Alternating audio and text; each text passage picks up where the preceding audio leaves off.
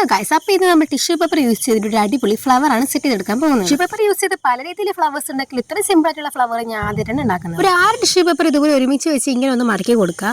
ഇതിന്റെ main process എന്ന് പറയുന്നത് ഇങ്ങനെ തിരിച്ചും മടക്കി കൊടുക്കുന്നതാണ് കേട്ടോ. എല്ലാം മടക്കി കഴിയുമ്പോൾ ഇതുപോലത്തെ സാരിയുടെ പ്ലേറ്റ് പോലെ നമുക്ക് കിട്ടും.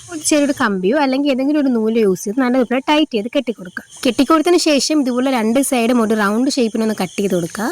തീർന്നു ഇത്രയ്ക്കുള്ള മെയിൻ സംഭവം. ഇനി ഇതിനൊന്ന് നിവർത്തിയെടുത്തതിന് ശേഷം അതിന്റെ ഓരോ ടിഷ്യൂ പെറ്റൽസും ഇതുപോലെ ഒന്ന് നിവർത്തി കൊടുക്കും. ഇങ്ങനെ എല്ലാം ഇതുപോലെ ഒന്ന് മുകളിലേക്ക് നിവർത്തി എടുക്കുമ്പോഴത്തേക്ക് നല്ലൊരു ഫ്ലവറിന്റെ ലുക്കിൽ നമുക്ക് കിട്ടും കേട്ടോ.